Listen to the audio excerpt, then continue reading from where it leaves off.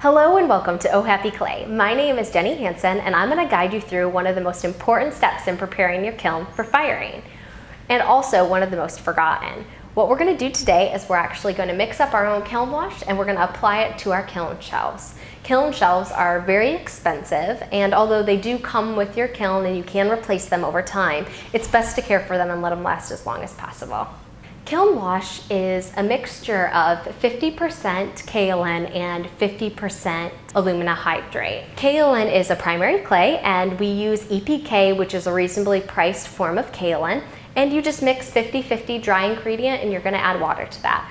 Fortunately now, if you don't have access to these materials, you can buy pre-mixed in a screw top container and you can add the water. And especially if you only have one kiln in your studio or at school, that's an easy way to take care of it.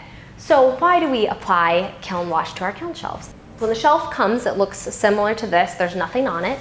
And we apply the kiln wash to create a buildup on top of the shelf to protect it, so that if glaze runs off a pot or something happens in the kiln, typically that can be easily removed or the glaze can be scraped off.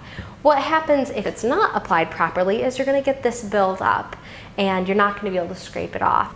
So the goal really is to make these kiln shelves last as long as you can. The materials that you're going to need for applying kiln wash are a scraper to get off any excess kiln wash that might be flaking off, some safety glasses to protect your eyes, a N95 dust mask, and I always keep that in a bag to keep the particles out when I'm not wearing it, and a nice thick brush that will hold the wash so that while you're applying you don't have to dip in too many times. But the little one will work just as well if I'm only doing a few shelves.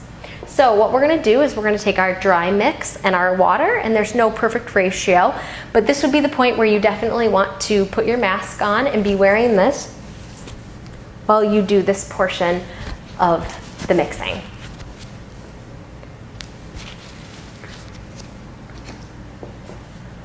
So we have the 50% EPK and the 50% alumina hydrate.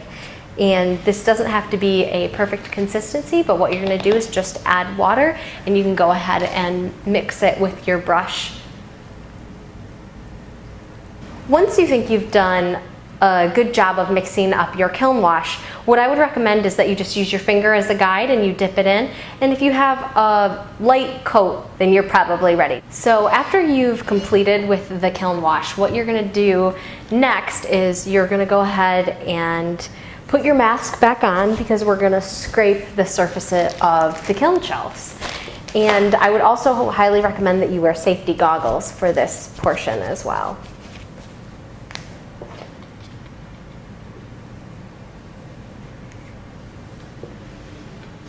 So you might want to get a couple different angles, but you'll go ahead, you'll scrape that way.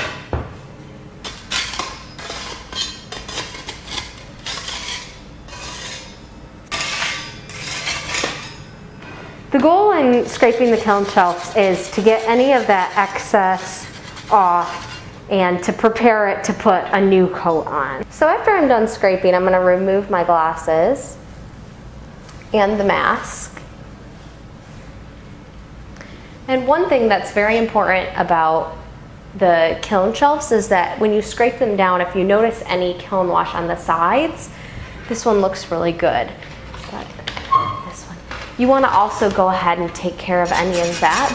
So once you've scraped all of the kiln wash off of the shelves, what you want to do is just go ahead and remove that, and you can put that in the waste paper basket or whatever you need to do to get rid of it. But just make sure that the space that you're working on is clean, and you want to lay your shelf somewhere convenient next to your kiln wash. And you just want to make sure that that's mixed up nice.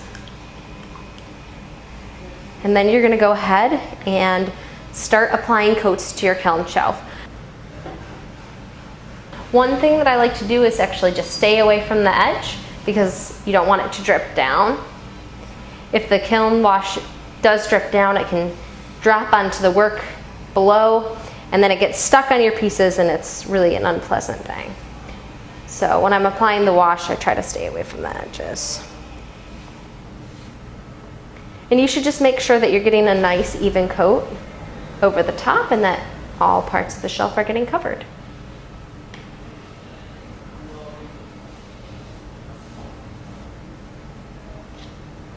So now I've almost finished covering my shelves in Kiln Wash, and depending on the thickness of your Kiln Wash, you probably want to do 1 or 2 coats. If it's thin, I would do 2, and if it's a thicker consistency, then 1 will probably work just fine.